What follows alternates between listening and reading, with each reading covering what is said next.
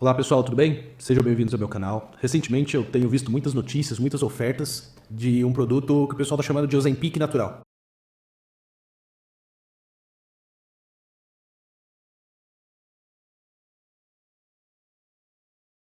A gente sabe que o Brasil é um país muito oportunista, né? Então tem várias pessoas tentando ganhar a vida enganando as pessoas. E eu acredito que você também já deve ter comprado algum suplemento na farmácia ou em supermercado ou também em loja de suplemento. Então hoje eu quero dar dicas para vocês de como você pode não ser enganado por essa indústria, né? Não são todas as empresas que são desonestas, mas existe grande parte das empresas que trabalham com suplementação no Brasil que tentam enganar os seus clientes. A gente sabe que tem inúmeras notícias correndo nos noticiários falando que a Anvisa, que é o órgão do governo que monitora e controla a qualidade desses produtos, que sempre a gente encontra produto falsificado, a gente encontra produto mal armazenado, mal fabricado e produto enganoso também.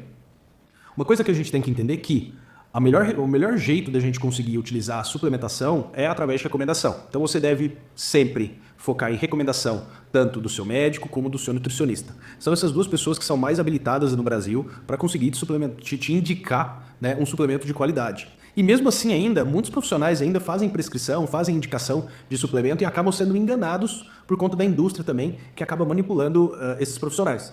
Uma história que eu posso falar para vocês é que quando eu comecei na clínica, recebi uma ligação de uma empresa, né, entraram em contato comigo e eles queriam me visitar o meu consultório para mostrar o material que eles tinham, né, toda a formulação que eles tinham desenvolvido.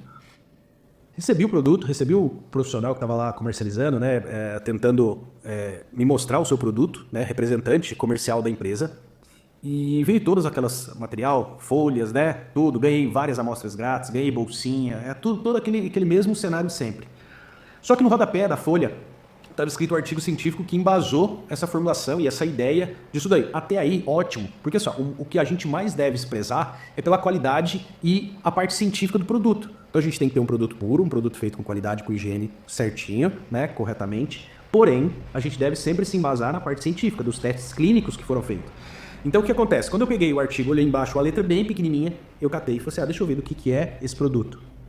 Esse produto é um bloqueador de carboidrato, que é uma coisa muito fantástica, né? Isso daí foi muito antes do Ozempic, dessas canetas emagrecedoras. E, na verdade, esse produto era uma cápsula que tinha um extrato de feijão verde.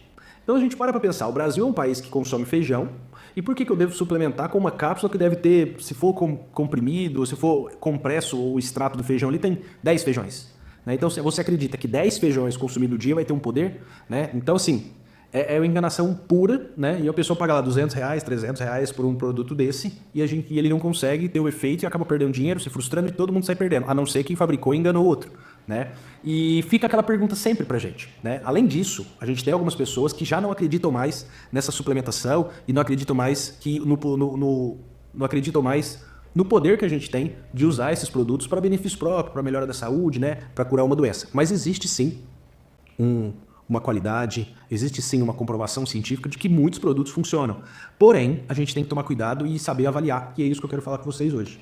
O que acontece? No Brasil, além do principal problema que a gente tem é contra a qualidade. E quando a gente fala de qualidade, eu não estou falando da qualidade do produto de higiene ou do produto ser contaminado. Não, isso daí é outra coisa, tá? A gente está falando da qualidade, o que é? Pela norma, pelas leis brasileiras, tudo que a gente coloca na cápsula ou no suplemento, a gente tem que colocar lá na tabela nutricional. Eu vou colocar um exemplinho só para vocês verem aqui, que é aquele quadradinho que tem no rótulo do produto. Porém, se a gente colocar frações do produto, a gente tem que colocar na tabela nutricional. Então, usando de má fé, essas empresas fazem o quê? Eles colocam traços da substância para conseguir compor a tabela nutricional para você achar que aquele produto tem vários nutrientes, né? Tem várias propriedades terapêuticas. E a maioria das vezes, essa quantidade é tão insignificante que ela não tem poder terapêutico que você está buscando. Então você tem que tomar muito cuidado com isso daí para você não comprar gato por lebre e acabar se enganando e pagando caro por um produto. Então a gente tem que ter muito cuidado para entender a diferença desses produtos. Uma dica que eu dou para vocês, né, essa dica não é 100% infalível, mas assim, ó, empresas que já têm um nome a zelar, empresas que têm um porte maior, elas tendem a roubar, ou seja, enganar menos as pessoas. Então por quê? Porque ela tem muita coisa a perder. Agora, se você pega um produto novo, por exemplo, né, eu já vi pessoas entrando num site que alguma blogueira ou alguém está recomendando que aquilo ali é lipo ou alguma coisa emagrece. Aquilo ali é uma coisa nova, não tem ninguém, não tem empresa, e é alguém que está revendendo. Então, geralmente, isso daí é uma pessoa que terceirizou um produto e está vendendo, tentando impactar e ganhar dinheiro em cima de uma coisa só, como uma empresa nova.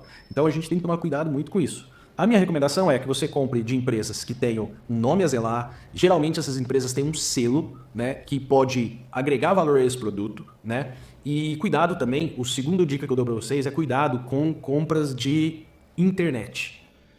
Quando a gente fala de internet, a gente fala desses sites de marketplace, Shopee, Amazon, Mercado Livre, Americanas, Casas Bahia, todas elas são marketplace. Só que o problema é que qualquer pessoa consegue comercializar dentro desse produto, dentro dessa plataforma, na verdade. E o que acontece? Se a pessoa pega um produto, falsifica esse produto, ele consegue colocar lá. E do lado a gente vai encontrar o produto original e o produto falsificado quase próximo daquilo ali.